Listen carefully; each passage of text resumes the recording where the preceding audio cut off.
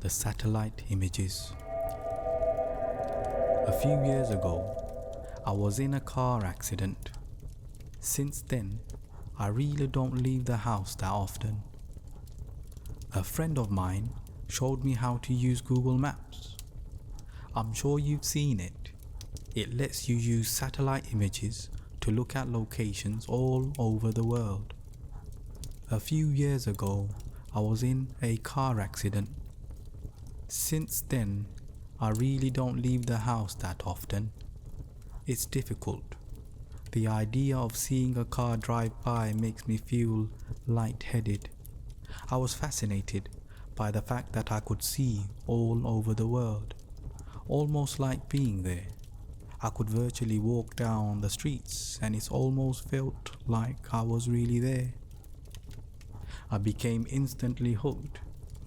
It gave me a real eye on the world. I could go to almost any major city, and I did.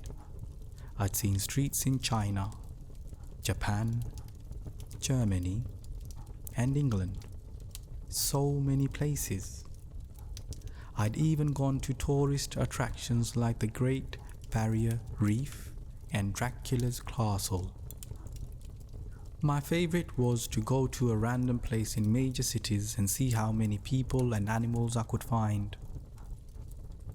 The faces of the people were always blurred to protect their privacy, but it was still enjoyable to see them out there, enjoying their life, walking like it was no big deal.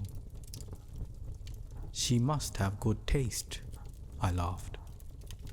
I zoomed in closer and I noticed a grey bag she carried on a grey and purple shoulder strap.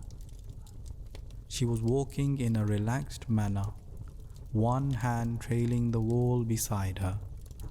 I bet if I could have seen her face, I would see that she was smiling. I began to feel a little sad.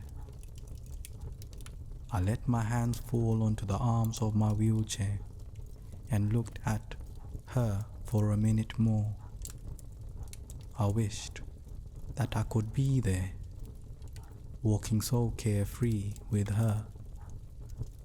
That wouldn't happen though, until I died. I was stuck in this chair. I sighed and zoomed out of Tokyo. Enough of this for tonight. I turned off the computer and went to bed. I got up early and decided to look around Paris. Paris was always fun.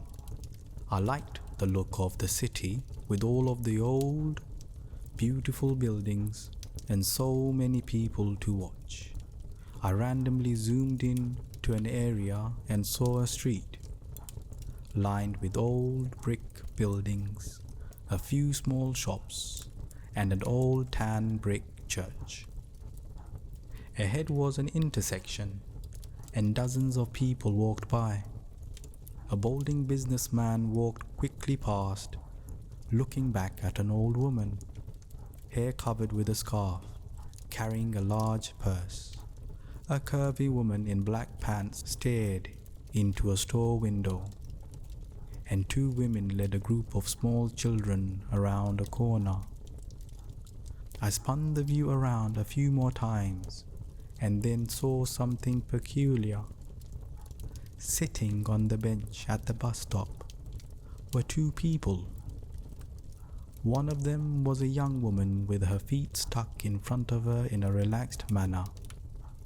She was wearing a pair of red sneakers, like my own. I was startled for a moment as I noticed the black pants, white t-shirt, and black hooded jacket. Her dark brown hair was tied loosely behind her head. A grey bag sat on the bench beside her, the shoulder strap hooked over her shoulder. This is crazy, I thought. It can't possibly be the same woman. This is in a different country, different continent even. How could it be her? This was stupid. This was stupid. It wasn't as if these were live photographs. They were taken ahead of time and then stored. It's not like she was in two places at once. She could just be a traveler.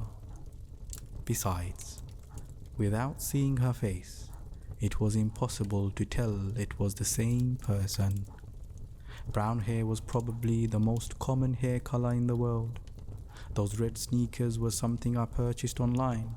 I'm sure a million other people did too. I shook my head and went to fix some lunch. When I got back online, I decided to look at Berlin. I picked up a random street as usual. There were brick buildings lining the streets, looking more like factories than anything else. There were also empty lots, full of long grass and piled gravel. There wasn't much to see at all, really. There was a line of motorbikes and a car with 2 German flags sticking up from it. After more searching, I found one kid. He looked like he was dressed for school, a jacket thrown over his bag. He was intently looking at some kind of mobile device.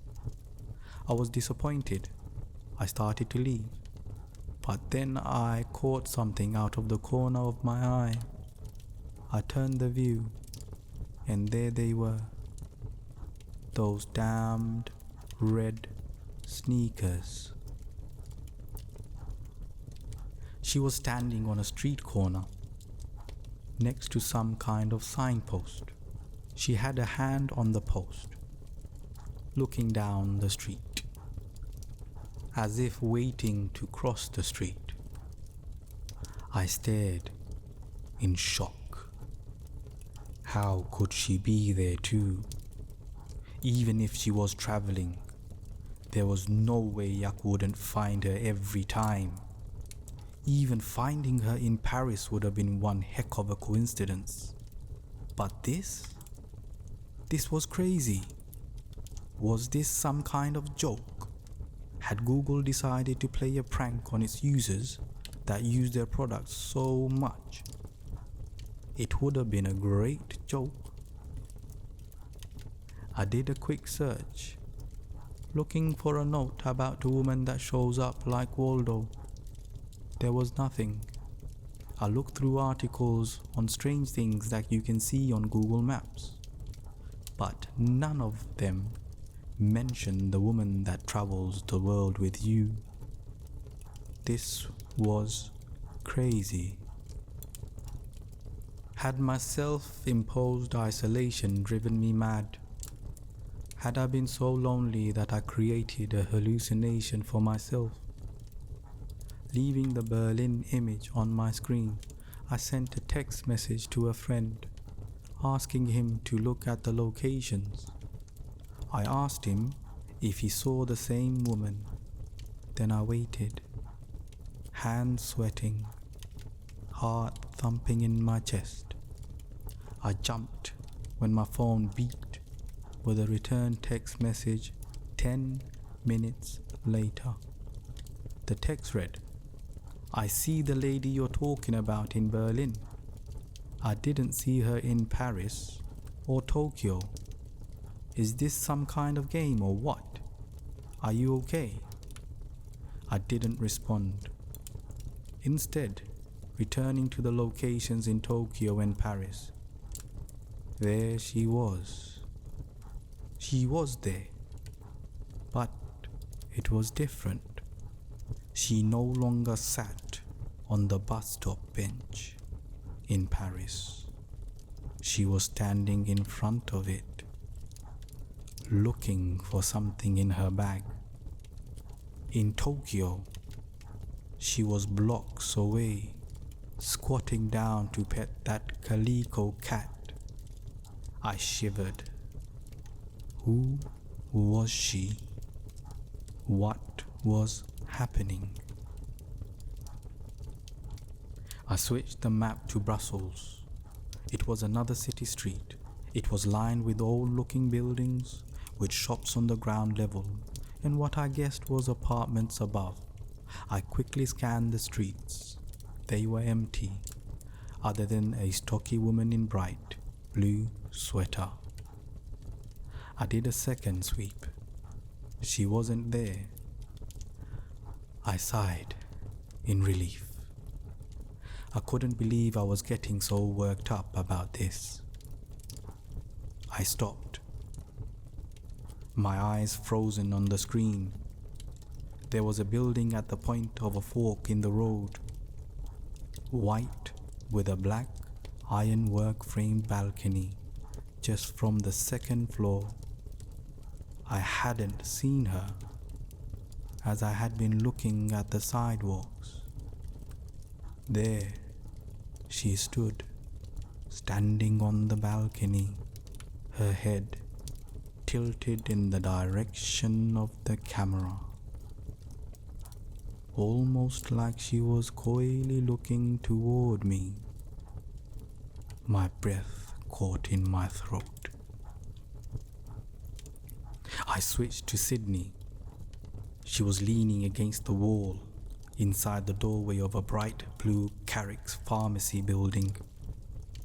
London showed her getting ready to step into a red double-decker bus, her head turned to look over her shoulder. She was everywhere I looked. She stood on a brick sidewalk on a bridge in Venice. She walked across a yellow-barred crosswalk in Zurich. And in Hong Kong, she stood between a Wing-Lung bank and McDonald's, adjusting the strap on her bag. In each picture, she came closer and closer to looking directly at me with her blurred-out face. My heart felt like a terrified bird slamming around inside my chest. I couldn't catch my breath. I wasn't sure what to do. I couldn't call the police. Should I send screenshots to Google? I clenched my fists tightly and closed my eyes. Who was she? Who was she? Was she following me? Was I following her? I wish I could see the expression on her face, know what she saw when she looked back at me. I wanted to get out of the chair and run. Why is it that the only thing that made me feel free again was the thing that made me feel even more trapped? I had to know. I typed in the name of my town and zoomed into a random street. It was a couple of miles away from my house. The gates to the city park were shown in the clarity of daylight. Despite it being night here, there she was. She was only a few miles from my house, standing under the ironwork arch that stated the name of the park. She looked directly at the camera, directly at me. I felt like I might throw up. She was near me, and she was watching me. She was coming for me. What did she want? I typed in the name of the apartment complex where I live. I could see the outside of the building. The parking lot was full of cars, and there were a few blurred-out children on the playground.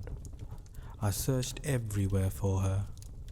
She wasn't in the parking lot or on the sidewalks, not hiding between the buildings or standing in the playground. I even scanned each of the cars, behind the bushes, and each of the blurred windows. She wasn't there. I curled tightly around myself and lay my head down on the desk. This place was safe.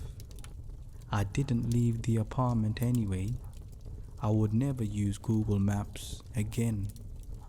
I would never see her again. She could stay at the park for all I cared. I smiled to myself and was surprised to find a tear slipping down my face. I'm safe, I said to myself in a whisper. It felt good to hear it out loud.